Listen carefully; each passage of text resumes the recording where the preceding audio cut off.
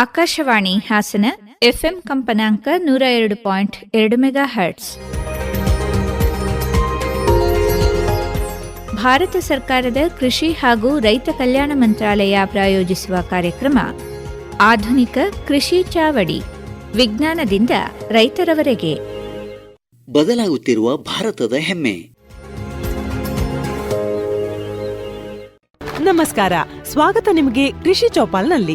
ನಾನು ಅಂಜು ಸಿಂಗ್. ಕೃಷಿ ಚೌಪಾಲ್ ಅಂದ್ರೆ ಎಂತಹ ಒಂದು ಕಾರ್ಯಕ್ರಮ ಅಂದ್ರೆ ಇಲ್ಲಿ ಮಾತಾಡ್ತೀವಿ ರೈತರ ಬಗ್ಗೆ, ಬೇಸಾಯದ ಬಗ್ಗೆ, ರೈತರ ಭಾಷೆಯಲ್ಲೇ. ಮತ್ತೆ ಇಂದಿನ ಕೃಷಿ ಚೌಪಾಲ್ ತುಂಬಾ ವಿಶೇಷ. ಯಾಕೆ ಇದನ್ನ ತಿಳಿಯೋಕೆ ನಾನು ನಿಮ್ಗೆ ಕರ್ಕೊಂಡು ಹೋಗ್ತೀನಿ ಒಂದು ಚಿಕ್ಕ ಪ್ರಯಾಣಕ್ಕೆ. ನಾವು ಇರುವಂತಹ ಭೂಮಿಯಲ್ಲಿ ಬೆಳಿಗ್ಗೆ ಆಗೋದು ಆರತಿ ಮಾಡುವಲ್ಲಿಂದ, ಅಂದರೆ ದಿನದ ಬೆಳಕು ಆರತಿಯೊಂದಿಗೆ ಪ್ರಾರಂಭ. ಗಂಗೆಯ ಮಧ್ಯಮ ಅಲೆಗಳು ಇಲ್ಲಿ ಇತಿಹಾಸವನ್ನು ಹೇಳ್ತವೆ. ಇಲ್ಲಿ ಪ್ರತಿಯೊಂದು ಕಲ್ಲಿನಲ್ಲೂ ಗೀತೆ ಇದೆ, ಸಂಗೀತ ಇದೆ. ಈ ನಗರದ ಬೀದಿಗಳು ಬಲು ಕಿರಿದಾಗಿದ್ದರೂ ಅವುಗಳಲ್ಲಿ ವಿಶಾಲ ಇತಿಹಾಸ ಸಮ್ಮಿಳಿತವಾಗಿದೆ.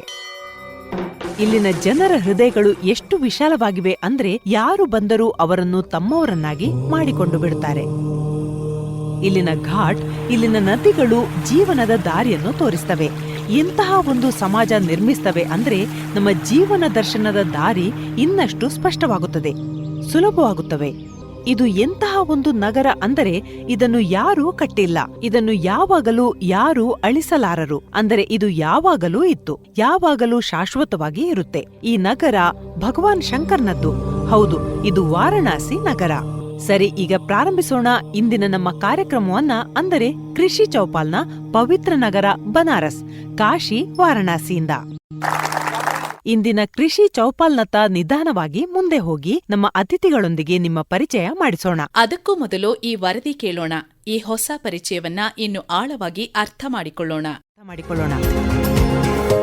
ಬೆಳೆ ಉತ್ಪಾದನೆಯ ಮಾತು ಬಂದಾಗಲೆಲ್ಲ ಮೊಟ್ಟ ಮೊದಲು ಬೀಜ ಮತ್ತು ನೆಡುವ ಸಾಮಗ್ರಿಯ ಹೆಸರು ಬರುತ್ತದೆ. ಬೀಜ ಮತ್ತು ಗಿಡವು ಎಷ್ಟು ಉನ್ನತ ಮಟ್ಟದ್ದಾಗಿದೆಯೋ ಬೆಳೆ ಉತ್ಪಾದನೆ ಅಷ್ಟೇ ಉತ್ತಮವಾಗಿರುತ್ತದೆ.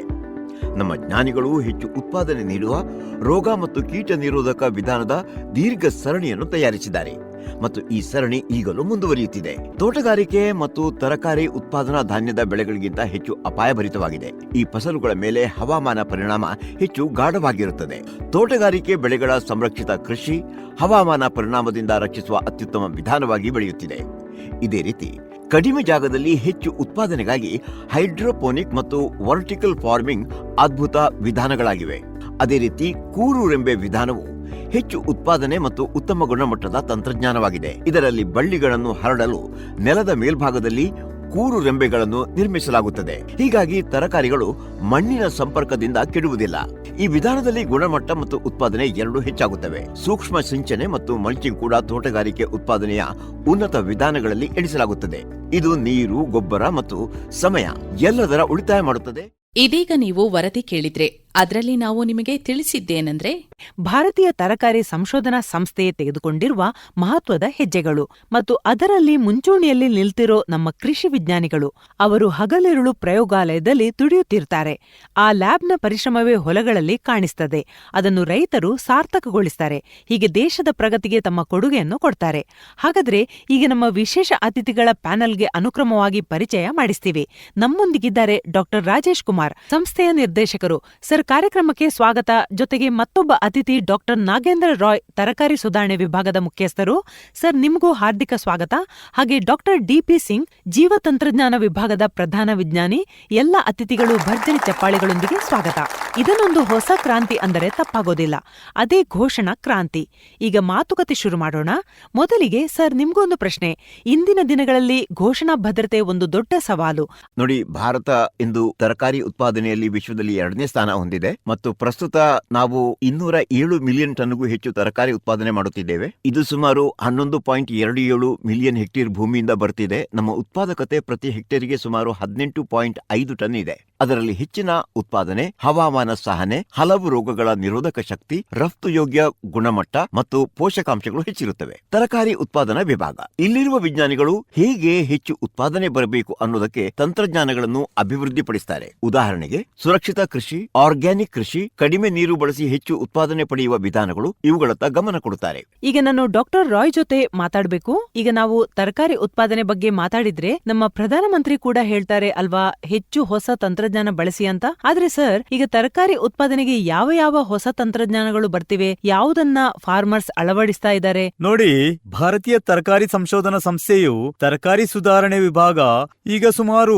42 ತರಕಾರಿಗಳ ಮೇಲೆ ಕೆಲಸ ಮಾಡ್ತಿದೆ. ನಿಮಗೆ ಹೇಳಬೇಕು ಅಂದ್ರೆ ಭಾರತದಲ್ಲಿ ಒಟ್ಟು 70 ತರಕಾರಿಗಳನ್ನ ಬೆಳೆಯಲಾಗ್ತದೆ. ಅದರಲ್ಲಿ ನಾವು 60% ತರಕಾರಿಗಳ ಮೇಲೆ ಸಂಶೋಧನೆ ಮಾಡ್ತಿದ್ದೇವೆ. ಅದರೊಳಗೆ ನಮ್ಮ 20 ಮುಖ್ಯ ತರಕಾರಿಗಳು ಇವೆ. ಅವೆಂದ್ರೆ ಟೊಮೆಟೊ, ಬದನೆಕಾಯಿ, ಮೆಣಸಿನಕಾಯಿ, ಹೂಕೋಸು, ಅವರೆ, ಕಲ್ಲಂಗಡಿ, ಕರ್ಬೂಜ್ ಮುಂತಾದವು. ಅದೇ ರೀತಿ 22 ಅಪರಿಚಿತ ಅಲ್ಪಸಂಖ್ಯೆಯ ತರಕಾರಿಗಳ ಮೇಲೂ ನಾವು ಕೆಲಸ ಮಾಡ್ತಿದ್ದೇವೆ. ಉದಾಹರಣೆಗೆ ಕಲ್ಮಿ ಸೊಪ್ಪು, ಪೋಯ್ ಸೊಪ್ಪು, ಬತ್ವಾ, ಸ್ವಾಡ್ ಬೀನ್ಸ್, ಬಿಂಗ್ ಬೀನ್ಸ್, ಸೋಯಾ ಬೀನ್ಸ್ ಇತ್ಯಾದಿ. ಸರಿ, ನೋಡಿ, ಸರಿ. ಸಂತೋಷದ ವಿಷಯ ಅಂತಂದ್ರೆ ನಮ್ಮ ತರಕಾರಿ ಸಂಶೋಧನೆಗೆ ಈಗ 34 ವರ್ಷಗಳು ಆಗಿವೆ. ಈಗ ಈ 34 ವರ್ಷಗಳಲ್ಲಿ ನಮ್ಮ ವಿಭಾಗ ಸರಿ, ಸರಿ. 134 ಪ್ರಭೇದ ಮತ್ತು ತಳಿಗಳನ್ನ ಅಭಿವೃದ್ಧಿಪಡಿಸಿದೆ. ಅವುಗಳಲ್ಲಿ ಸುಮಾರು 40% ತಳಿಗಳು ರೈತರ ತನಕ ತಲುಪಿವೆ ಮತ್ತು ಅವುಗಳಲ್ಲಿ ಕೆಲವು ತಳಿಗಳು ಬಹಳ ಪ್ರಸಿದ್ಧವಾಗಿದೆ. ಟೊಮೆಟೊದಲ್ಲಿ ನಮ್ಮ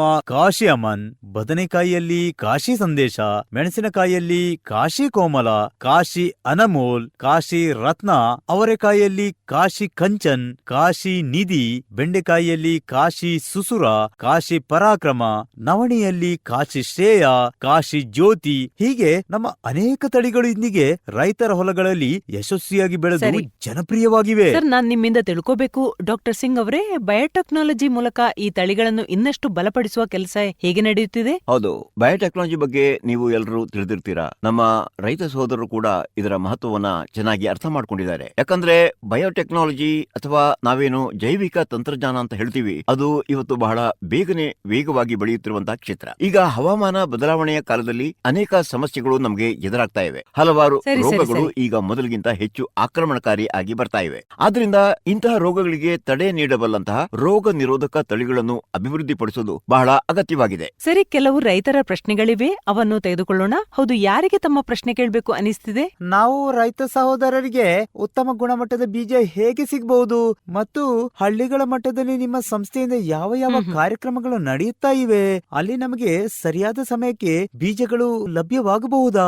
ನೋಡಿ, ನಮ್ಮ ಸಂಸ್ಥೆಯ ಎಲ್ಲಾ ತಳಿಗಳು ಇರ್ಲಿ, ತಂತ್ರಜ್ಞಾನಗಳಿರ್ಲಿ, ಅವುಗಳನ್ನೆಲ್ಲ ನಾವು ಕಾಶಿ ಬ್ರ್ಯಾಂಡ್ ಅಂತ ಕರಿತೀವಿ. ಯಾಕೆ ಅಂತಂದ್ರೆ ಇದು ಬನಾರಸ್ ನಲ್ಲಿ ಇದೆ, ಅದನ್ನು ಕಾಶಿ ಅಂತ ಕೂಡ ಕರಿತೀವಿ. ಹೀಗಾಗಿ ನಮ್ಮ ಎಲ್ಲಾ ತಳಿಗಳು ಮತ್ತು ತಂತ್ರಜ್ಞಾನಗಳು ಕಾಶಿ ಎಂಬ ಹೆಸರಿನಿಂದ ತುಂಬಾ ಪರಿಚಿತವಾಗಿವೆ. ನಮ್ಮ ಸಾಧನೆಗಳು ರೈತರ ತನಕ ತಲುಪಲು ನಾವು 4 ಫ್ಲಾಗ್ಶಿಪ್ ಯೋಜನೆಗಳನ್ನ ನಡೆಸ್ತೇವೆ. ಫಾರ್ಮರ್ ಫಸ್ಟ್ ಯೋಜನೆ, ಅನುಸೂಚಿತ ಜನಜಾತಿ ಉಪಯೋಜನೆ, ಅನುಸೂಚಿತ ಜಾತಿ ಉಪಯೋಜನೆ ಮತ್ತು ನಮ್ಮ ಉತ್ತರ ಪೂರ್ವ ರಾಜ್ಯಗಳಿಗಾಗಿ ವಿಶೇಷ ಯೋಜನೆಗಳು. ಈ ಯೋಜನೆಗಳ ಅಡಿಯಲ್ಲಿ ನಾವು ಗುಣಮಟ್ಟದ ಬೀಜಗಳನ್ನು ರೈತರಿಗೆ ಒದಗಿಸ್ತೇವೆ. ಆದ್ರೆ ನಾವು ತಂತ್ರಜ್ಞಾನ, ನವೀನತೆ, ಬಯೋಟೆಕ್ನಾಲಜಿ ಅಥವಾ ಐಪಿಎಂ ಬಗ್ಗೆ ಮಾತನಾಡ್ತಿದ್ದೇವೆ. ಆದ್ರೆ ಅವು ರೈತರ ತನಕ ತಲುಪಿ ಅವರು ತರಕಾರಿ ಉತ್ಪಾದನೆಯಲ್ಲಿ ಆ ತಂತ್ರಜ್ಞಾನಗಳನ್ನು, ಆ ತಳಿಗಳನ್ನು ಅಳವಡಿಸಿಕೊಳ್ಳಬೇಕಾದ್ರೆ ಅದರಲ್ಲೇ ಸವಾಲು ಎಲ್ಲಿ ಬರುತ್ತೆ? ನಿಮ್ಗೆ ಅನಿಸ್ತಿದೆಯಾ, ನಮ್ಮ ಲ್ಯಾಬ್ ಟು ಲ್ಯಾಂಡ್ ಅನ್ನೋ ಕನಸು ನಮ್ಮ ಪ್ರಧಾನಮಂತ್ರಿ ಹೇಳ್ತಾರೆ, ಕೃಷಿ ಮಂತ್ರಿಗಳು ಕೂಡ ಹೇಳ್ತಾರೆ, ಅದರಲ್ಲೊಂದು ಗ್ಯಾಪ್ ಇದೆ ಅಂತ? ಅಂತರವನ್ನ ನೋಡಿದ್ರೆ ನಾವು ಸಂಶೋಧನೆ ಮಾಡೋದು, ಆದರೆ ಸಂಪೂರ್ಣ ಮಾಹಿತಿಯ ಕೊರತೆಯಿಂದ ಆ ತಂತ್ರಜ್ಞಾನಗಳು, ಆ ತಳಿಗಳು ರೈತರ ತನಕ ಸರಿಯಾಗಿ ತಲುಪೋದಿಲ್ಲ. ಇದಕ್ಕಾಗಿಯೇ ನಮ್ಮ ಮಾನ್ಯ ಕೃಷಿ ಮಂತ್ರಿಗಳು ಇತ್ತೀಚೆಗೆ ವಿಕಸಿತ ಕೃಷಿ ಸಂಕಲ್ಪ ಅಭಿಯಾನ ಶುರು ಮಾಡಿದರು. ಇದು ಬಹಳ ಉತ್ತಮವಾದಂತಹ ಒಂದು ಯೋಜನೆ. ಇದರ ಮೂಲಕ ನಾವು ಬನಾರಸ್ ಹಾಗೂ ಸುತ್ತಮುತ್ತ ಜಿಲ್ಲೆಗಳಲ್ಲಿ ಸುಮಾರು 60,000ಕ್ಕೂ ಹೆಚ್ಚು ರೈತರ ಜೊತೆ ನೇರ ಸಂವಾದ ಮಾಡಿದೆವು. ಇವತ್ತು ಅವರು ಫೋನ್ ಮೂಲಕ, ಸೋಷಿಯಲ್ ಮೀಡಿಯಾ ಮೂಲಕ ಅಲ್ಲದೆ ನಮ್ಮ ಬಳಿ ಬಂದು ಕೂಡ ತಂತ್ರಜ್ಞಾನ ಮತ್ತು ಜಾತಿಗಳ ಬಗ್ಗೆ ಅಥವಾ ತಳಿಗಳ ಬಗ್ಗೆ ಮಾಹಿತಿ ಪಡ್ಕೊಳ್ತಾರೆ.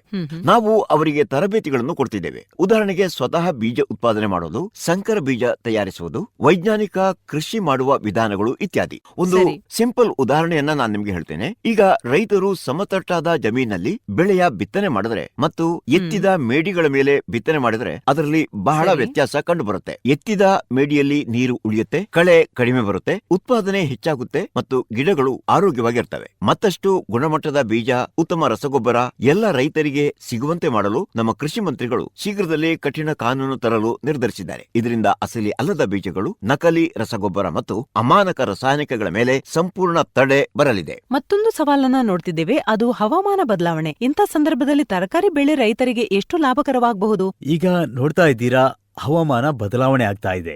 ಎಲ್ಲೋ ಹೆಚ್ಚು ಮಳೆ ಬರ್ತಾ ಇದೆ, ಎಲ್ಲೋ ನೀರೇ ಇಲ್ಲ, ಬರ ಬರ್ತಾ ಇದೆ, ಇನ್ನು ಎಲ್ಲೋ ತುಂಬಾ ಚಳಿ ಹೆಚ್ಚಾಗಿದೆ. ಇದರಿಂದ ತರಕಾರಿ ಉತ್ಪಾದನೆಗೆ ತುಂಬಾ ದೊಡ್ಡ ಪ್ರಭಾವ ಬೀಳ್ತಿದೆ. ದೊಡ್ಡ ರೈತರಿಗೆ ಅಷ್ಟು ಪರಿಣಾಮ ಆಗ್ತಾ ಇಲ್ಲ, ಯಾಕಂದ್ರೆ ಅವರು ಮಾಡರ್ನ್ ಟೆಕ್ನಾಲಜಿ ಅಂದ್ರೆ poly house, net house, glass house ಇವುಗಳಲ್ಲಿ ತರಕಾರಿ ಬೆಳೆಸಿಕೊಂಡು ಹೋಗ್ತಾ ಇದ್ದಾರೆ. ಆದ್ರೆ ನಮ್ಮ ಸಣ್ಣ ಚಿಕ್ಕ ರೈತರಿಗೆ ಅಂದ್ರೆ ಮಾರ್ಜಿನಲ್ ಫಾರ್ಮರ್ಸ್ ಇದರಿಂದ ತುಂಬಾ ದೊಡ್ಡ ತೊಂದರೆ ಆಗ್ತಿದೆ. ಯಾಕಂದ್ರೆ ಅವರು ಓಪನ್ ಫೀಲ್ಡ್ ಅಂದ್ರೆ ಬಯಲ್ನಲ್ಲಿ ಮಾತ್ರ ಬೆಳೆಸ್ತಾರೆ. ಆದ್ರೆ ಈ ಕಡೆ ನಮ್ಮ ಸಬ್ಜಿ ಸಂಶೋಧನಾ ಸಂಸ್ಥೆ ಬಹಳ ಪ್ರಶಂಸನೀಯ ಕೆಲಸ ಮಾಡ್ತಿದೆ. ಹೆಚ್ಚಿನ ಉಷ್ಣತೆಯಲ್ಲೂ ಬೆಳೆಸಬಹುದಾದ ಕಡಿಮೆ ನೀರಿನಲ್ಲೂ ಬೆಳೆಯುವಂತಹ ಜಾತಿಗಳನ್ನ ಅಭಿವೃದ್ಧಿಪಡಿಸಿದೆ. ರೈತರ ಪ್ರಶ್ನೆಗೂ ಹೋಗೋಣ. ಇನ್ನೊಬ್ಬ ರೈತರಿದ್ದಾರೆ. ಸರ್, ನದಿಗಳ ಪಾತ್ರದಲ್ಲಿ ತರಕಾರಿ ಉತ್ಪಾದನೆ ಕುರಿತು ಏನಾದರೂ ಸಂಶೋಧನೆ ನಡೀತಾ ಇದೆಯಾ? ಹೌದು, ಈ ದಿಕ್ಕಿನಲ್ಲಿಯೂ ನಮ್ಮ ಭಾರತೀಯ ತರಕಾರಿ ಸಂಶೋಧನಾ ಸಂಸ್ಥೆ ಬಹಳ ಕೆಲಸ ಮಾಡಿದೆ. ನಮ್ಮಲ್ಲಿ ಒಂದು ವಿಶೇಷ ಯೋಜನೆ ನಡೆದಿತ್ತು.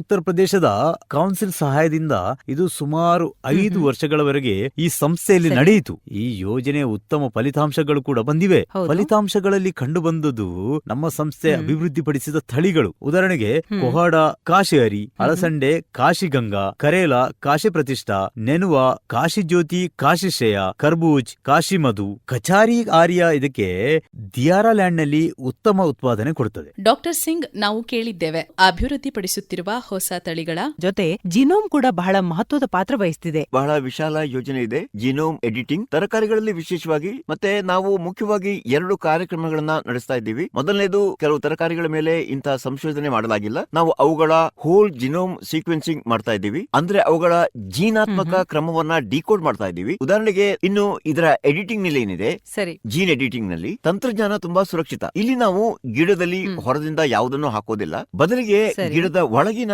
ರಚನೆಯಲ್ಲಿ ಮಾತ್ರ ಬದಲಾವಣೆ ಮಾಡ್ತೀವಿ. ಹೀಗೆ ಈ ಉತ್ಪನ್ನಗಳನ್ನು ಸಿಂಚನ ಅಥವಾ ಬಳಸುವ ಮೂಲಕ ರೈತರು ತಮ್ಮ ಹೊಲದಲ್ಲಿ ಉತ್ತಮ ಉತ್ಪಾದನೆಯನ್ನು ಪಡೆಯುವುದಕ್ಕೆ ಖಂಡಿತ ಸಾಧ್ಯವಾಗುತ್ತೆ. ಇನ್ನು ಜೈವಿಕ ಪ್ರಯತ್ನಗಳ ಬಗ್ಗೆ ಮಾಹಿತಿ ಹೇಳೋದಿದೆ, ದಯವಿಟ್ಟು ಕಾಯಿರಿ.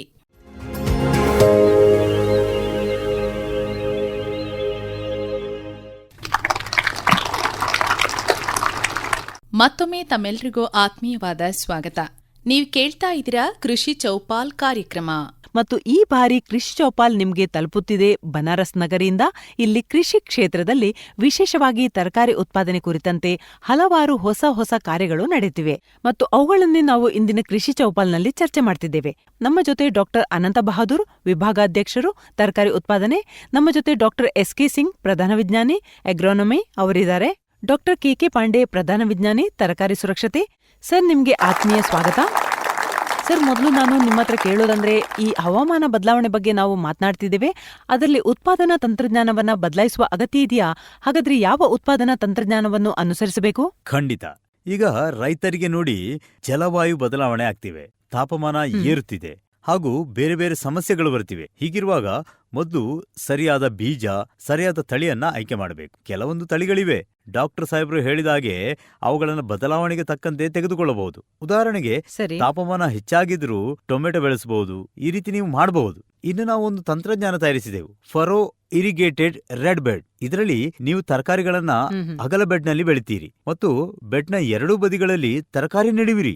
ನೀರು ಮಾತ್ರ ಮೂಲೆಯಲ್ಲಿ ಕೊಡುತ್ತೀರಿ. ಹೀಗೆ ಮಾಡಿದ್ರೆ ನೀರು ಉಳಿಯುತ್ತದೆ. ಮುಂದಿನ ದಿನಗಳಲ್ಲಿ ನೀರು ಕಡಿಮೆ ಲಭ್ಯವಾಗಲಿವೆ. ಬದನೆ ಬೇರಿಗೆ ಟೊಮೆಟೊ ನೆಟ್ರೆ 50 ದಿನಗಳವರೆಗೆ ನೀರು ಕೊಡದಿದ್ರೂ ಉತ್ಪಾದನೆ ಮೇಲೆ ವ್ಯತ್ಯಾಸ ಬರುತ್ತಿಲ್ಲ. ಇನ್ನು ನಾವು ಮೂಲ ವೃಂದ ತಯಾರಿಸ್ತಾ ಇದ್ದೇವೆ. ಕೆಳಗಿನ ಭೂಮಿಯಿಂದ ಮೇಲಕ್ಕೆ ನೆಡುವುದು, ಕ್ಷಾರೀಯ ಮಣ್ಣು ಅಥವಾ ಲಾಡ್ ಮಣ್ಣು ಅಥವಾ ನೀರು ತುಂಬಿದ್ದ ಪರದೇಶಕ್ಕೆ ತಕ್ಕಂತೆ. ಇತ್ತೀಚೆಗೆ ನಾವು ಪೊಮ್ಯಾಟೊ ಮತ್ತು ಬ್ರಿಮ್ಯಾಟೊ ತಂತ್ರಗಳನ್ನು ತಯಾರಿಸಿದ್ದೇವೆ. ಇದು ಜಲವಾಯು ಬದಲಾವಣೆಗೆ ಬಹಳ ಉತ್ತಮ. ಟೊಮ್ಯಾಟೋದಲ್ಲಿ ಕೆಳಗೆ ಆಲು, ಮೇಲಕ್ಕೆ ಟೊಮೆಟೊ ನೆಡುವುದು. ಜನವರಿ ತಿಂಗಳಲ್ಲಿ ಆಲೂಗಡ್ಡೆಯಲ್ಲಿ ನೀಡು ನೋಡಬಹುದು, ಜುಲ್ಸಾ ರೋಗ ಬರ್ತದೆ, ಎಲ್ಲ ನಾಶ ಆಗಿಬಿಡುತ್ತೆ. ಆದ್ರೆ ಆಲೂಗಡ್ಡೆ ಮೇಲೆ ಟೊಮೆಟೊ ಬೆಳೆದ್ರೆ ಇದರ ಪರಿಣಾಮ ಬಹಳ ಕಡಿಮೆ. ಇದೇ ರೀತಿ ಬ್ರಿಮ್ಯಾಟೋ, ಈ ತಂತ್ರದಲ್ಲಿ ಬದನೆ ಟೊಮೆಟೊ ಎರಡೂ ಒಂದೇ ಗಿಡದಲ್ಲಿ. ಇದಕ್ಕೆ ಬದನೆ ಅರ್ಧ ಕಾಡು ತಳಿಯನ್ನ ಬಳಕೆ ಮಾಡಲಾಗ್ತದೆ. ಈ ಮೂಲವೃಂದ ನಾವು ತಗೊಂಡಿದ್ದುದು ಬರವನ್ನ ಎದುರಿಸಬಲ್ಲದು, 4 ದಿನ ನೀರು ತುಂಬಿದ್ರೂ ಸಹಿಸಬಲ್ಲದು. ಹೀಗೆ ನಾವು ಈ ಪ್ರೊಟೆಕ್ಟೆಡ್ ಕಲ್ಟಿವೇಶನ್ನಲ್ಲಿ ತಾಪಮಾನ, ಆರ್ದ್ರತೆ, ಲೈಟ್ ಎಲ್ಲವನ್ನೂ ಕಂಟ್ರೋಲ್ ಮಾಡಬಹುದು. ಸ್ವಲ್ಪ ಸಮಯವನ್ನ ಆಚೆ ಈಚೆ ಹೊಂದಿಸಬಹುದು. ಈಗ ನಾವು ಜೈವಿಕ ವಿಧಾನಗಳ ಬಗ್ಗೆ ಮಾತನಾಡುವಾಗ ಇದು ರೈತರಿಗೆ ಎಷ್ಟು ಲಾಭದಾಯಕ? ಜೈವಿಕ ಬೇಸಾಯದಲ್ಲಿ ನಾವು ಮಾಡಿದಾಗ ಮೊದಲು ಸೂತ್ರ ಅಂತಂದ್ರೆ, ನಾವು ಎಂತಹ ಪ್ರಜಾತಿಗಳನ್ನ, ಫಸಲ್ಗಳನ್ನ ಆಯ್ಕೆ ಮಾಡಬೇಕು ಅಂತಂದ್ರೆ ಅವು ನಮ್ಮ ಜಲವಾಯು ಮತ್ತು ವಾತಾವರಣಕ್ಕೆ ತಕ್ಕಂತೆ ಇರಬೇಕು ಮತ್ತು ಕೀಟ ಹಾಗೂ ರೋಗದ ಪ್ರಹಾರ ಕಡಿಮೆ ಆಗಿರಬೇಕು. ಉದಾಹರಣೆಗೆ, ನೀವು ಜೈವಿಕ ಕೃಷಿಯಲ್ಲಿ ಬೆಂಡೆಯನ್ನ ಬೆಳಿಬೇಕು ಅಂತಿದ್ರೆ ಆಗ ನೀವು ಪ್ರತಿ ಹೆಕ್ಟೇರಿಗೆ 10 ರಿಂದ 15 ಟನ್ ಗೋಬರ್ ಖಾದ್ಯವನ್ನ ಕೊಡಬೇಕು, 3 ರಿಂದ 4 ಟನ್ ವರ್ಮಿ ಕಾಂಪೋಸ್ಟ್ ಅನ್ನ ಕೊಡಬೇಕು, ಮತ್ತೆ 1 ಟನ್ ಬೇವಿನ ಹಿಂಡಿಯನ್ನ ಕೊಡಬೇಕು. ನಮ್ಮ ಸಂಸ್ಥೆ ಅಭಿವೃದ್ಧಿಪಡಿಸಿದಂಥ ಟ್ರೈಕೋಡರ್ಮಾ, ಆಕ್ಟಿನೋಗಾರ್ಡ್, CRB7 ಬಳಕೆ ಮಾಡಿದ್ರೆ ಸುಮಾರು 100 ರಿಂದ 125 ಕ್ವಿಂಟಲ್ ಪ್ರತಿ ಹೆಕ್ಟೇರಿಗೆ ಉತ್ಪಾದನೆ ಮಾಡೋದಕ್ಕೆ ಸಾಧ್ಯ ಆಗುತ್ತೆ. ನಾವು ತರಕಾರಿ ಉತ್ಪಾದನೆ ಬಗ್ಗೆ ಮಾತನಾಡಿದ್ರೆ ಅದರಲ್ಲಿ IPM ಪಾತ್ರ ಏನು ಮತ್ತು ಅದನ್ನು ಹೇಗೆ ಬಳಸಬಹುದು? IPM ಅಂದ್ರೆ ಏನಂದ್ರೆ ಏಕೀಕೃತ ನಾಸಿ ಜೀವ ನಿರ್ವಹಣೆ ಅಂತ ಕರೆಯುತ್ತಾರೆ. ಈ ತಂತ್ರದಲ್ಲಿ ಹಲವು ವಿಧಾನಗಳನ್ನ ಸೇರಿಸಲಾಗ್ತದೆ. ಭೌತಿಕ, ರಾಸಾಯನಿಕ, ಜೈವಿಕ, ಪ್ರತಿರೋಧಿ, ತಳಿಗಳು, ಸಸ್ಯಾವರ್ತನೆ ಅಥವಾ ಮತ್ತೆ ಇನ್ನು ಕೆಲವು ಬೇರೆ ಬೇರೆ ರೀತಿಯ ತರಕಾರಿಗಳು, ನಾವು ಟ್ರ್ಯಾಕ್ ಕ್ರಾಪ್ಗಳನ್ನ ಬಳಸ್ತೀವಿ. ಸಂಕ್ಷಿಪ್ತವಾಗಿ ಹೇಳ್ಬೇಕಂತಾದ್ರೆ ಈ ಎಲ್ಲವನ್ನ ಸೇರಿಸಿ ತರಕಾರಿ ಬೆಳೆದರೆ ರಾಸಾಯನಿಕದ ಅಗತ್ಯ ಬಹಳ ಕಡಿಮೆ ಆಗ್ತದೆ ಹಾಗೂ ರೋಗ ಮತ್ತು ಕೀಟಗಳ ಸಮರ್ಪಕ ನಿಯಂತ್ರಣ ಕೂಡ ಸಾಧ್ಯವಾಗ್ತದೆ. ಸರಿ ಸರಿ. IPM ತಂತ್ರವನ್ನ ನೀವು ಬಳಸಿದಾಗ ಕೆಲವೊಂದು ವಿಷಯಗಳನ್ನ ಗಮನದಲ್ಲಿರಿಸಿ ರೈತ ಬಾಂಧವರಿಗೆ ತರಕಾರಿಗಳ ರೋಗ ಮತ್ತು ಕೀಟಗಳಿಗೆ ಸಂಬಂಧಿಸಿದ IPM ತಂತ್ರವನ್ನ ವಿಜ್ಞಾನಿಗಳು ನೀಡುತ್ತಾರೆ.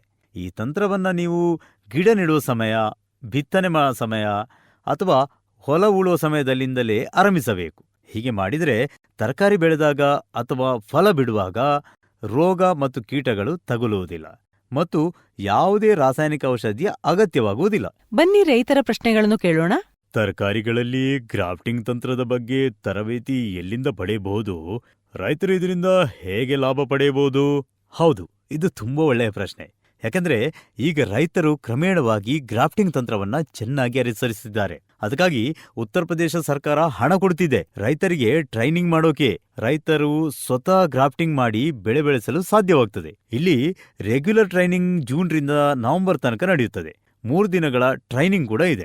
ನೀವು ನಿಮ್ಮ ಹೆಸರನ್ನ ನೋಂದಾಯಿಸಬಹುದು. ಈ 3 ದಿನಗಳಲ್ಲಿ ನೀವು ಗ್ರಾಫ್ಟಿಂಗ್ ತಂತ್ರಗಳನ್ನೆಲ್ಲ ಕಲಿಯುತ್ತೀರಿ. ನಿರ್ವಹಣೆ, ಕಾಳಜಿ ಹೇಗೆ, ಹೊಲದಲ್ಲಿ ಹೇಗೆ ನಡೆಯಬೇಕು ಮತ್ತು ಇದರ ಲಾಭಗಳೇನು ಎಂಬುದರ ಬಗ್ಗೆ ವಿವರ ಸಿಗುತ್ತೆ. ಇದರಿಂದಾಗಿ ಅನೇಕ ರೋಗಗಳಿಂದ ಕೂಡ ನೀವು ತಪ್ಪಿಸಿಕೊಳ್ಳಬಹುದು. ಇದೀಗ ಇಂದು ರೈತರಿಗೆ ಹೇಳಿ, ಅವರು ಜೈವಿಕ ಕೃಷಿಗೆ ಹೇಗೆ ಶಿಫ್ಟ್ ಆಗಬೇಕು? ಯಾವ ಹೊಲದಲ್ಲಿ ನೀವು ಜೈವಿಕ ಕೃಷಿ, ಆರ್ಗ್ಯಾನಿಕ್ ಫಾರ್ಮಿಂಗ್ ಮಾಡಬೇಕು ಅಂತ ನಿರ್ಧರಿಸಿದ್ದೀರೋ ಆ ಹೊಲದಲ್ಲಿ ಆರಂಭಿಸಿದಾಗ ಮೊದಲ 2-3 ವರ್ಷಗಳನ್ನು ಕನ್ವರ್ಷನ್ ಪೀರಿಯಡ್ ಅಂತ ಕರೀತಾರೆ. ಅನ್ಸರ್ಟಿಫೈಡ್ ಜೈವಿಕ ಕೃಷಿಯಲ್ಲಿ ಈ ಆರಂಭದ 2-3 ವರ್ಷಗಳಲ್ಲಿ ಎಲ್ಲಾ ಜೈವಿಕ ವಿಧಾನಗಳನ್ನ ಅನುಸರಿಸಬೇಕು. ಉದಾಹರಣೆಗೆ ಕ್ರಾಪ್ ರೊಟೇಷನ್ ಮಾಡಬೇಕು. ಈ ಕ್ರಾಪ್ ರೊಟೇಷನ್ ಅಲ್ಲಿ ಕನಿಷ್ಠ 1 ಬೇಳೆಕಾಳುನ ಬೆಳೆ ಇರಬೇಕು. ಆಮೇಲೆ ಅದರ ಮೇಲೆ ಎಲ್ಲಾ ಆರ್ಗ್ಯಾನಿಕ್ ಇನ್ಪುಟ್ಸ್ ಅನ್ನ ನೀವು ಬಳಸಬೇಕಾಗತ್ತೆ.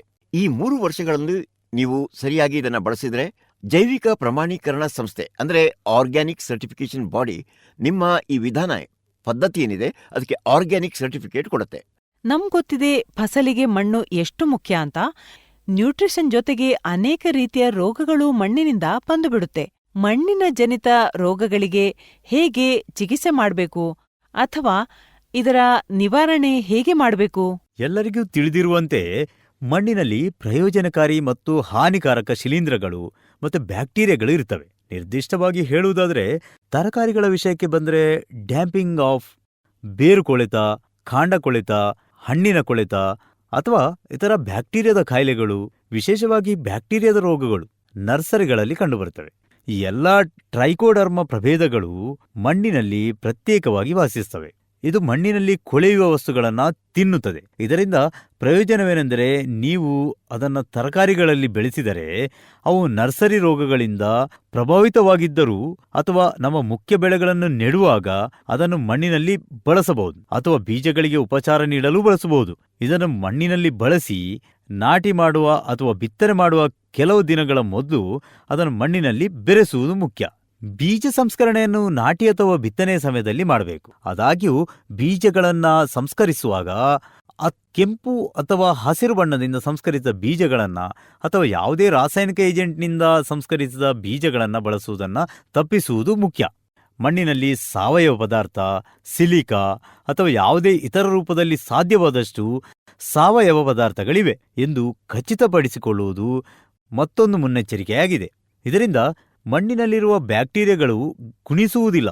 ಈಗ ಟ್ರೈಕೋಡರ್ಮಾ ಜೊತೆಗೆ ಬ್ಯಾಸಿಲಸ್ ಸೆಪ್ಟಿಸಿಲಿಸ್ ಅಥವಾ ಕೀಟಗಳನ್ನು ಕೊಲ್ಲಲು ಜೈವಿಕ ನಿಯಂತ್ರಣಕ್ಕಾಗಿ ಬಳಸುವ ಕೆಲವು ಇತರ ವಿರೋಧಿಗಳನ್ನು ಸಹ ನಾವು ಹೊಂದಿದ್ದೇವೆ. ನಮ್ಮಲ್ಲಿ ಪ್ಯಾಸಿಲೋಮೈಸಸ್, ಬಾಬೇರಿಯಾ, ಲೆಕಸಿನಿಯಂ ಮತ್ತು ಮೆಹಾರ್ಟಿಯೇಜಿಯಂ ಇವೆ. ಇವುಗಳು ಮಣ್ಣಿನಲ್ಲಿ ವಾಸಿಸುತ್ತವೆ ಮತ್ತು ಕೀಟಗಳ ವಿರುದ್ಧ, ವಿಶೇಷವಾಗಿ ರಸ ಹೀರುವ ಕೀಟಗಳ ವಿರುದ್ಧ ಹೊರತೆಗೆಯಬಹುದು. ಸರಿ ಸರ್, ರೈತರ ಪ್ರಶ್ನೆಗಳನ್ನು ತಗೊಳ್ಳೋಣ. ಸರ್, ನನ್ನ ಪ್ರಶ್ನೆ ಏನಂದ್ರೆ ಸರ್, ಇತ್ತೀಚಿನ ದಿನಗಳಲ್ಲಿ ಸರ್ಕಾರ ನೈಸರ್ಗಿಕ ಕೃಷಿಗೆ ಒತ್ತು ನೀಡುತ್ತೆ. ತರಕಾರಿಗಳಲ್ಲಿ ನೈಸರ್ಗಿಕ ಕೃಷಿಯನ್ನ ಹೇಗೆ ಅಭ್ಯಾಸ ಮಾಡಬಹುದು, ಅದರ ಸಾಧ್ಯತೆಗಳೇನು? ಇತ್ತೀಚಿನ ದಿನಗಳಲ್ಲಿ ತರಕಾರಿಗಳಲ್ಲಿ ರಾಬಿ ಬೆಳೆಗಳ ಜೊತೆಗೆ ಪಾಲಕ್, ಮೆಂತೆ, ಮೂಲಂಗಿ ಮತ್ತು ಬಟಾಣಿಗಳನ್ನು ನೆಡುವಂತಹ ಸಾಧ್ಯತೆಗಳಿವೆ. ಒಂದೇ ಹೊಲದಲ್ಲಿ ಸಣ್ಣ ಪಟ್ಟಿಗಳಲ್ಲಿ ನೆಡುವ ಮೂಲಕ ನೀವು ಇದರ ಲಾಭವನ್ನ ಪಡಿಬಹುದು. ಮಲ್ಚಿಂಗ್ ಸಹ ಗಮನಾರ್ಹ ಪ್ರಯೋಜನಗಳನ್ನ ಕೊಡುತ್ತೆ. ತರಕಾರಿಗಳ ಪ್ರತಿಕ್ರಿಯೆಯನ್ನ ನಾವು ನೋಡಿದ್ರೆ ನಾವು ನೈಸರ್ಗಿಕ ಕೃಷಿಯನ್ನು ಅಳವಡಿಸಿಕೊಳ್ಳಬಹುದು. ಆದಾಗ್ಯೂ ನೈಸರ್ಗಿಕ ಕೃಷಿ ನಮ್ಮ ಸಾಂಪ್ರದಾಯಿಕ ವಿಧಾನವಾಗಿದೆ ಮತ್ತು ಸರ್ಕಾರ ಇದನ್ನ ಉತ್ತೇಜಿಸುವುದಕ್ಕಾಗಿ ಹಲವಾರು ಯೋಜನೆಗಳನ್ನ ಪ್ರಾರಂಭಿಸಿದೆ. ಉದಾಹರಣೆಗೆ ರಾಷ್ಟ್ರೀಯ ಸಾಂಪ್ರದಾಯಿಕ ಕೃಷಿ ಮಿಷನ್ NMOK ನೈಸರ್ಗಿಕ ಕೃಷಿಯನ್ನ ಉತ್ತೇಜಿಸುವುದಕ್ಕೆ ರೈತರು ಇವುಗಳನ್ನು ಬಳಸಬಹುದು. ಎರಡನೆಯ ಮತ್ತು ಅತ್ಯಂತ ಪ್ರಯೋಜನಕಾರಿ ಅಂಶ ಅಂತಂದ್ರೆ ಅದು ರಾಸಾಯನಿಕಗಳನ್ನು ಬಳಸೋದಿಲ್ಲ. ಆದ್ರಿಂದ ನಿಮ್ಮ ಹಣ್ಣುಗಳು ಮತ್ತು ತರಕಾರಿಗಳು ರಾಸಾಯನಿಕಗಳಿಂದ ಮುಕ್ತವಾಗಿವೆ ಮತ್ತು ಆರೋಗ್ಯದ ಮೇಲೆ ಪ್ರತಿಕೂಲ ಪರಿಣಾಮ ಬೀರೋದಿಲ್ಲ. ಕೃಷಿ ಚೌಪಾಲ್ನಲ್ಲಿ ಉತ್ಪಾದನೆಯ ವಿಷಯದ ಕುರಿತು ಮತ್ತೆ ತಿಳಿದುಕೊಳ್ಳೋಣ.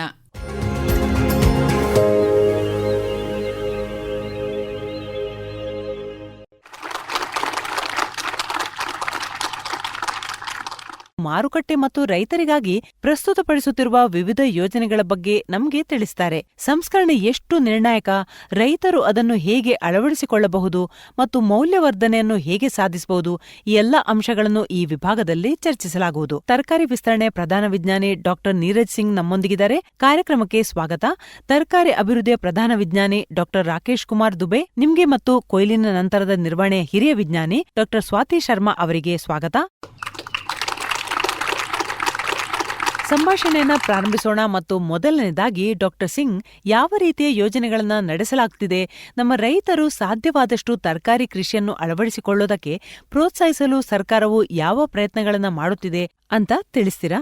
ನಮ್ಮ ಸಂಸ್ಥೆಯು ಪ್ರಸ್ತುತ ನಡೆಸುತ್ತಿರುವ ಪ್ರಮುಖ ಯೋಜನೆಗಳಲ್ಲಿ ಮೊದಲನೆಯದು ಫಾರ್ಮರ್ ಫಸ್ಟ್ ಯೋಜನೆ. ಈ ಯೋಜನೆಯು ಕಳೆದ 1 ದಶಕದಿಂದ ವಾರಣಾಸಿ ಮತ್ತು ಮಿರ್ಜಾಪುರದ ವಿವಿಧ ಗ್ರಾಮಗಳಲ್ಲಿ ನಡೆಯುತ್ತಾ ಇದೆ. ಈ ಯೋಜನೆಯ ವಿಶೇಷ ಲಕ್ಷಣವೆಂದರೆ ಇದು ರೈತರ ಭಾಗವಹಿಸುವಿಕೆ ಮತ್ತು ರೈತರ ನಾವೀನ್ಯತೆಯನ್ನ ಗಣನೆಗೆ ತೆಗೆದುಕೊಳ್ಳುತ್ತದೆ. ಅವರ ಲಭ್ಯವಿರುವ ಸಂಪನ್ಮೂಲಗಳನ್ನು ಗಮನದಲ್ಲಿಟ್ಟುಕೊಂಡು ನಮ್ಮ ಸಂಸ್ಥೆ ಅಭಿವೃದ್ಧಿಪಡಿಸಿದ ಎಲ್ಲ ತಂತ್ರಜ್ಞಾನಗಳನ್ನು ನಾವು ಅವರಿಗೆ ಒದಗಿಸುತ್ತೇವೆ. ಇದು ವಿವಿಧ ಬೆಳೆಗಳಲ್ಲಿ ಸುಮಾರು 15-30% ಇಳುವರಿ ಹೆಚ್ಚಳಕ್ಕೆ ಕಾರಣವಾಗಿದೆ.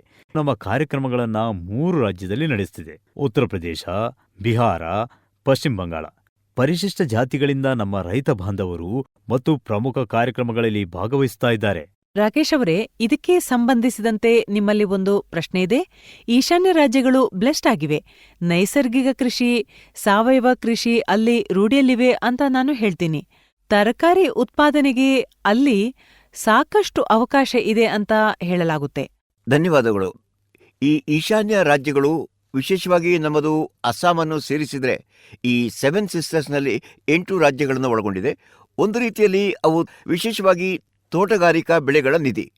ಈ ಎಲ್ಲ ರಾಜ್ಯಗಳಲ್ಲಿ ಸಿಕ್ಕಮನ್ನು ನೋಡಿದರೆ ಅದನ್ನು ಅಧಿಕೃತವಾಗಿ ಸಾವಯವ ರಾಜ್ಯ ಅಂತ ಘೋಷಿಸಲಾಗಿದೆ. ಇದಲ್ಲದೆ ಈಗ ಈ ರಾಷ್ಟ್ರೀಯ ಸರಾಸರಿಗೆ ಹೋಲಿಸಿದರೆ ರಸಗೊಬ್ಬರ ಮತ್ತು ಕೀಟನಾಶಕ ಅನ್ವಯವನ್ನು ನೋಡಿದ್ರೆ ಆ ರಾಜ್ಯಗಳಲ್ಲಿ ಕೀಟನಾಶಕಗಳ ಬಳಕೆ ಖಂಡಿತವಾಗಿಯೂ ಕಡಿಮೆ ಇದೆ ಅಂತ ನನಗನ್ಸುತ್ತೆ. ನಮ್ಮ ರಾಷ್ಟ್ರೀಯ ಸರಾಸರಿ ಉತ್ಪಾದಕತೆ ಹೆಕ್ಟೇರ್ಗೆ ಸುಮಾರು 18.5 ಟನ್ಗಳಷ್ಟಿದೆ. ಆ ರಾಜ್ಯಗಳಲ್ಲಿ ಅಂದರೆ ಈಶಾನ್ಯದಲ್ಲಿ ಇಳುವರಿ 5ರಿಂದ 6 ಟನ್ಗಳ ನಡುವೆ, ಗರಿಷ್ಠ 8 ಟನ್ಗಳ ನಡುವೆ ಇರುತ್ತೆ. ಅದಕ್ಕೆ ಕಾರಣ ಅಂತಂದ್ರೆ ಅವರು ತಮ್ಮದೇ ಆದ ಬೀಜಗಳನ್ನ ಪದೇ ಪದೇ ಬಳಸ್ತಾರೆ. ಈಗ ನಾನು ಡಾಕ್ಟರ್ ಸ್ವಾತಿ ನಿಮ್ಮಲ್ಲೇ ಕೇಳಲು ಬಯಸ್ತೀನಿ, ಪೋಸ್ಟ್ ಹಾರ್ವೆಸ್ಟ್ ಮ್ಯಾನೇಜ್ಮೆಂಟ್ ಅಂದರೆ ಕೊಯ್ಯುವುದು ಮತ್ತು ಕಟ್ ಮಾಡಿದ ನಂತರ ಇರುವ ವೇಸ್ಟೇಜ್ ಬಹಳ ಹೆಚ್ಚು, 20-25% ವೇಸ್ಟ್ ಆಗುತ್ತೆ. ಇದನ್ನ ಹೇಗೆ ತಡೆಯಬಹುದು? ಇಂದು ಕೊಯ್ಲಿನ ನಂತರ ನಷ್ಟಗಳು ವಿಶೇಷವಾಗಿ ಹಣ್ಣುಗಳು ಮತ್ತು ತರಕಾರಿಗಳಲ್ಲಿ ದೇಶದಲ್ಲಿ ಮಾತ್ರವಲ್ಲದೆ ಜಾಗತಿಕವಾಗಿಯೂ ಗಮನಾರ್ಹ ಕಳವಳಕಾರಿಯಾಗಿ ಉಳಿದಿದೆ. ವಿಶ್ವಸಂಸ್ಥೆಯ ಸುಸ್ಥಿರ ಅಭಿವೃದ್ಧಿ ಗುರಿಯು ಕೊಯ್ಲಿನ ನಂತರದ ನಷ್ಟವನ್ನು ಕನಿಷ್ಠ ಅರ್ಧದಷ್ಟು ಕಡಿಮೆ ಮಾಡುವುದು. ಅಂದರೆ 2030ರ ವೇಳೆಗೆ ನಾವು ಅವುಗಳನ್ನು ಕನಿಷ್ಠ 50% ಕಡಿಮೆ ಮಾಡಲು ಸಾಧ್ಯವಾಗುತ್ತೆ. ನೀವು ಹೆಚ್ಚಿದ ಇಳುವರಿಯನ್ನು ಹೇಳಿದ್ದೀರಿ, ಆದರೆ ನಾವು ಅವುಗಳನ್ನು ರಕ್ಷಿಸಲು ಸಾಧ್ಯ ಇಲ್ಲ. ರೈತನ ಕಠಿಣ ಪರಿಶ್ರಮ ವ್ಯರ್ಥವಾಗುತ್ತೆ. ಇದಕ್ಕೆ ಒಂದು ಕಾರಣ ಅಂದ್ರೆ ತರಕಾರಿಗಳು ಮತ್ತು ಹಣ್ಣುಗಳನ್ನು ಕಿತ್ತು ಮರದಿಂದ ಬೇರ್ಪಡಿಸಿದಾಗ, ಸಸ್ಯದಿಂದ ಬೇರ್ಪಡಿಸಿದಾಗ ಮಾತ್ರ ಅವು ಜೀವಂತವಾಗಿರ್ತವೆ. ಅವು ತೇವಾಂಶವನ್ನ ವೇಗವಾಗಿ ಕಳೆದುಕೊಳ್ಳೋದ್ರಿಂದ ಅವು ಹೆಚ್ಚು ಹಾಳಾಗ್ತವೆ. ಅವುಗಳ ವಿನ್ಯಾಸ ಮೃದುವಾಗಿರುತ್ತೆ ಮತ್ತು ರೋಗದ ವಿರುದ್ಧ ಹೋರಾಡುವ ಅವುಗಳ ಸಾಮರ್ಥ್ಯವು ಕಡಿಮೆ ಆಗುತ್ತೆ. ಸರಿ, ರೈತರ ಜೊತೆ ಮಾತನಾಡೋಣ, ಅವರ ಪ್ರಶ್ನೆಗಳನ್ನು ಕೇಳೋಣ. ತರಕಾರಿ ಕ್ಷೇತ್ರದಲ್ಲಿ ಯಾವ್ಯಾವ ಅವಕಾಶಗಳಿವೆ? ನೀವು ಈ ಸಂಸ್ಥೆಯಲ್ಲಿದ್ದೀರಿ. ಪ್ರವೇಶ ದ್ವಾರದಲ್ಲಿಯೇ ಕೃಷಿ ತಂತ್ರಜ್ಞಾನ ಮಾಹಿತಿ ಕೇಂದ್ರ ಎಂಬ ಕೇಂದ್ರವಿದೆ. ಇದು ರೈತರಿಗೆ ಒಂದೇ ಸೂರಿನಡಿ ಎಲ್ಲಾ ಮಾಹಿತಿಗಳನ್ನು ಒದಗಿಸುತ್ತದೆ. ನಮ್ಮಲ್ಲಿ ABI ಕೃಷಿ ವ್ಯವಹಾರ ಇನ್ಕ್ಯುಬೇಷನ್ ಘಟಕ ಕೂಡ ಇದೆ. ಇದನ್ನ ABI ಎಂದು ಕರೆಯಲಾಗ್ತದೆ. ನೀವು ಅದರಲ್ಲಿ ನೋಂದಾಯಿಸಿಕೊಳ್ಳಬೇಕು. ನಾವು ಉದ್ಯಮಶೀಲತೆಯ ಬಗ್ಗೆ ಮಾತನಾಡುವಾಗ ಇದರಲ್ಲಿ ಹಲವು ಅಂಶಗಳಿವೆ. ನನ್ನ ಮುಂದಿನ ಪ್ರಶ್ನೆ ಡಾಕ್ಟರ್ ರಾಕೇಶ್ ಸರ್ ನಿಮ್ಗೆ, ಕಡಿಮೆ ಕೃಷಿ ಮಾಡಿದ ತರಕಾರಿಗಳ ಬಗ್ಗೆ ದಯವಿಟ್ಟು ಅವು ಯಾವುವು ಮತ್ತು ಅವುಗಳ ಪ್ರಯೋಜನಗಳನ್ನ ವಿವರಿಸ್ತೀರಾ? ಈಗ ಕಡಿಮೆ ಶೋಷಣೆಗೆ ಒಳಗಾದಂತಹ ತರಕಾರಿಗಳನ್ನು ನಾವು ಅರ್ಥ ಮಾಡಿಕೊಳ್ಳೋದಕ್ಕೆ ಪ್ರಯತ್ನ ಪಟ್ವಿ ಅಂತಾದ್ರೆ, ಅವು ಪೋಷಕಾಂಶಗಳು ಮತ್ತೆ ಹವಾಮಾನ ಸ್ಥಿತಿಸ್ಥಾಪಕತ್ವವನ್ನು ಹೊಂದಿವೆ. ಆದರೆ ಅವು ವಾಣಿಜ್ಯ ಪ್ರಮಾಣವನ್ನ ತಲುಪಿಲ್ಲ ಮತ್ತು ಅವು ವಾಣಿಜ್ಯ ವೇದಿಕೆಗಳನ್ನು ಕೂಡ ತಲುಪಿಲ್ಲ. ಹಾಗಾಗಿ ಇವತ್ತು ನಮ್ಮಲ್ಲಿ ಏಕ ಬೆಳೆ ಅಥವಾ ಏಕ ಸಂಸ್ಕೃತಿ ಅನ್ನೋದಿದೆ. ನಾವು ನಿರ್ದಿಷ್ಟ ತರಕಾರಿಗಳು ಅಥವಾ ಬೆಳೆಗಳ ಮೇಲೆ ಕೇಂದ್ರೀಕರಿಸಿದರೆ ತಮ್ಮ ಅಸ್ತಿತ್ವದಲ್ಲಿರುವ ಬೆಳೆಗಳ ಜೊತೆಗೆ ಈ ಬೆಳೆಗಳನ್ನು ಕೂಡ ಬೆಳೆಯೋದಕ್ಕೆ ಖಂಡಿತ ಸಾಧ್ಯವಾಗುತ್ತೆ. ಸಣ್ಣ ರೈತರಲ್ಲಿ ಹೆಚ್ಚಿನ ಬಂಡವಾಳ ಇರೋದಿಲ್ಲ. ಅವರಿಗೆ ಯಾವುದೇ ಸಸ್ಯಗಳನ್ನ ನೆಡೋಕೆ ಸಾಧ್ಯ ಆಗಲ್ಲ. ಅವರಿಗೆ ಯಾವುದೇ ಯಂತ್ರೋಪಕರಣಗಳನ್ನ ಸ್ಥಾಪಿಸುವ ಸಾಮರ್ಥ್ಯ ಇರಲ್ಲ. ಆರ್ಥಿಕವಾಗಿ ಹೇಳೋದಾದ್ರೆ ಅವರು ತಮ್ಮ ತರಕಾರಿಗಳು ಮತ್ತು ಹಣ್ಣುಗಳನ್ನು ಹೇಗೆ ಸಂಸ್ಕರಿಸಬಹುದು? IFPO ಮೂಲಕ ಬಹಳ ರೈತರು ಸೇರಿಕೊಂಡು ಅದಕ್ಕೆ ಬ್ರ್ಯಾಂಡಿಂಗ್ ಮಾಡಬಹುದು. ಉದಾಹರಣೆಗೆ, ಡಿಹೈಡ್ರೇಟೆಡ್ ವೆಜಿಟೇಬಲ್ಸ್ ಮೊದಲು ಮನೆಗಳಲ್ಲಿ ತರಕಾರಿಗಳನ್ನು ಒಣಗಿಸಿ ಮಾಡುತ್ತಿದ್ದುದಾಗಿತ್ತು. ಸೋಲಾರ್ ಎನರ್ಜಿ ಉಪಯೋಗಿಸಿದಾಗ ಅದು ಒಂದು ಫಿಕ್ಸ್ಡ್ ಟೈಮ್ನಲ್ಲಿ ಮಾತ್ರ ಸಾಧ್ಯವಾಗುತ್ತೆ. ಆದ್ರೆ ನೀವೊಂದು ಸ್ಮಾಲ್ ಎಕ್ವಿಪ್ಮೆಂಟ್ ಕ್ಯಾಬಿನೆಟ್ ಡ್ರೈಯರ್ ತೆಗೆದುಕೊಂಡ್ರೆ ಅದನ್ನು ಸುಲಭವಾಗಿ ಆಪರೇಟ್ ಮಾಡಬಹುದು. ಲೋ ಕಾಸ್ಟ್, ಕಡಿಮೆ ದರದಲ್ಲಿ ಕನಿಷ್ಠ 6 ತಿಂಗಳ ಕಾಲ ಸುಲಭವಾಗಿ ಸ್ಟೋರ್ ಮಾಡಬಹುದಾದ ಡ್ರೈಡ್ ಪ್ರಾಡಕ್ಟ್ಸ್ ತಯಾರಿಸಬಹುದು. ಇದಕ್ಕಾಗಿ ಸರ್ಕಾರ ಕೂಡ ಒಂದು ಬಹಳ ಉತ್ತಮ ಸ್ಕೀಮ್ ಕೊಟ್ಟಿದೆ, ಪ್ರಧಾನಮಂತ್ರಿ ಸೂಕ್ಷ್ಮ ಖಾದ್ಯ ಸಂಸ್ಕರಣಾ ಯೋಜನೆ. ಈ ಯೋಜನೆ ಅಡಿಯಲ್ಲಿ ಯಾವ ರೈತ ಬಾಂಧವರು ಸಣ್ಣ ಮಟ್ಟದಲ್ಲಿ ಉದ್ಯಮ ಪ್ರಾರಂಭಿಸಿದ್ರೆ ಅವರಿಗೆ ಗರಿಷ್ಠ 35% ಸಬ್ಸಿಡಿ ಅಥವಾ 10 ಲಕ್ಷ ರೂಪಾಯಿ ಸಹಾಯ ಸರ್ಕಾರ ಕೊಡುತ್ತೆ. ಅಂದ್ರೆ ನೀವು ಉದ್ಯಮ ಪ್ರಾರಂಭಿಸಬಹುದು ಅಥವಾ ನೀವಿದನ್ನ ಮನೆಯಲ್ಲೇ ಕೂಡ ಮಾಡಬಹುದು. ಸರಿ, ರೈತರ ಜೊತೆ ಮಾತನಾಡೋಣ. ಇನ್ಯಾರಿಗಾದ್ರೂ ಪ್ರಶ್ನೆ ಇದೆಯಾ? ಯಾವುದೇ ರೈತರಿಗೆ ಸೀಡ್ಸ್ ಬೇಕಾದ್ರೆ ಅವರು ಮನೆಯಲ್ಲೇ ಕುಳಿತು ಹೇಗೆ ಇಂತಹ ಸೀಡ್ಸ್ ಅನ್ನ ಪಡಿಬಹುದು? ಖಂಡಿತವಾಗಿ ಇದು ನಮ್ಗೆಲ್ರಿಗೂ ಗೊತ್ತೇ ಇದೆ. ಇದು ಡಿಜಿಟಲ್ ಡಿಜಿಟಲ್ ಪ್ಲಾಟ್ಫಾರ್ಮ್ಸ್ ಬಹಳ ಮುಂದಿದೆ. ಸಂಸ್ಥೆಯ ವೆಬ್ಸೈಟ್ ಇದೆ, ಫೇಸ್ಬುಕ್ ಇದೆ, ಇನ್ಸ್ಟಾಗ್ರಾಮ್ ಇದೆ, ಲಿಂಕ್ಡ್ಇನ್ ಇದೆ, ಮತ್ತೆ ಟ್ವಿಟರ್ ಕೂಡ ಇದೆ. ಈಗ ರೈತರು ನಮ್ಮ ಡೈರೆಕ್ಟರ್ ಸಾಹೇಬರಿಗೆ ಒಂದು ಇಮೇಲ್ ಕಳಿಸಿದ್ರೆ ಸಾಕು, ಅವರು ಸೀಡ್ಸ್ ರಿಕ್ವೆಸ್ಟ್ ಮಾಡಬಹುದು. ಇವೆಲ್ಲ ಫೇಸ್ಬುಕ್, ಇನ್ಸ್ಟಾಗ್ರಾಮ್ ಇತ್ಯಾದಿಯಲ್ಲಿ ಸರ್ಚ್ ಮಾಡಿದ್ರೆ ಸಿಗುತ್ತೆ ಅಲ್ವಾ? ಎಲ್ಲವೂ ಅವರಿಗೆ ಸಿಗುತ್ತೆ. ಜೊತೆಗೆ ಮನಿ ಆರ್ಡರ್ ಮೂಲಕ ಅಥವಾ ಬ್ಯಾಂಕ್ ಟ್ರಾನ್ಸ್ಫರ್ ಮೂಲಕ ಪೇಮೆಂಟ್ ಮಾಡಿದ್ರೆ ಇಲ್ಲಿ ಹೈ ಕ್ವಾಲಿಟಿ ಎಲ್ಲ ಚೆನ್ನಾಗಿ ಪ್ಯಾಕಿಂಗ್ ಮಾಡಿದ ಸೀಡ್ಸ್ ಅವರಿಗೆ ಮನೆಯವರೆಗೆ ತಲುಪುತ್ತೆ. ಹಸಿಮೆಣಸಿನ ಪೌಡರ್ ಕೂಡ ಇಂಡಿಯನ್ ವೆಜಿಟೇಬಲ್ ರಿಸರ್ಚ್ ಇನ್ಸ್ಟಿಟ್ಯೂಟ್ ಮೂಲಕ ಅಭಿವೃದ್ಧಿಪಡಿಸಲಾಗಿದೆ. ಅದರಲ್ಲಿ ಖಾರ ಮತ್ತು ಹಸಿರು ಕಲರ್ ಹಾಗೆ ಉಳಿಯುತ್ತೆ. ಈ 3 ಮಾರ್ಗೋಪಾಯಗಳಲ್ಲಿ ನಾವು ಸುಲಭವಾಗಿ ಸಂಸ್ಕರಣೆ ಮಾಡಿ ಈ ಬೆಳೆಗಳನ್ನು ಸ್ಟೋರ್ ಮಾಡಬಹುದು. ದೇಶದಲ್ಲಿ ನಾವು ಟೆಕ್ನಾಲಜಿಯನ್ನ ರೈತರಿಗೆ ನೀಡುತ್ತಿದ್ದೇವೆ. ಇದರಿಂದ ಯಾವ ಅತೀಕ ಲಾಭ ಆಗ್ತಿದೆ ಅದು ಬಹಳ ಅಂದ್ರೆ ಒಂದು 2 ವೇ ಚಾನಲ್, ಕಮ್ಯುನಿಕೇಶನ್ ಚಾನಲ್ ಆಗ್ಬೇಕು, ಆಗ ಗೊತ್ತಾಗುತ್ತೆ. ಆದರೆ ಆಕಾಶವಾಣಿ ಕಿಸಾನ್ ಜೊತೆಗೆ ಸದಾ ಸಂಪರ್ಕದಲ್ಲಿರಿ. ಮುಂದಿನ ಚೌಪಾಲ್ನಲ್ಲಿ ನಿಮ್ಮನ್ನ ಭೇಟಿಯಾಗ್ತೀನಿ. ಆಯೋಜನೆ ಆಗತ್ತೆ ರೈತರ ಚೌಪಾಲ್. ಅಲ್ಲಿ ಇರ್ತಾರೆ ತಜ್ಞರು ಮತ್ತು ಅಲ್ಲಿ ನಡೆಯುತ್ತೆ ನೇರ ಸಂಭಾಷಣೆ. ನಮಸ್ಕಾರ. ಇಲ್ಲಿವರೆಗೆ ಆಕಾಶವಾಣಿ ಕಿಸಾನ್ ಬದಲಾಗುತ್ತಿರುವ ಭಾರತದ ಹೆಮ್ಮೆ ಕಾರ್ಯಕ್ರಮ ಕೇಳಿದ್ರಿ.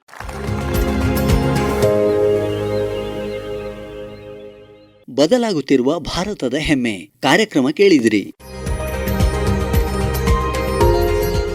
ಇದುವರೆಗೆ ಭಾರತ ಸರ್ಕಾರದ ಕೃಷಿ ಹಾಗೂ ರೈತ ಕಲ್ಯಾಣ ಮಂತ್ರಾಲಯ ಪ್ರಾಯೋಜಿಸಿದ ಕಾರ್ಯಕ್ರಮ ಆಧುನಿಕ ಕೃಷಿ ಚಾವಡಿ ವಿಜ್ಞಾನದಿಂದ ರೈತರವರೆಗೆ ಪ್ರಸಾರವಾಯಿತು.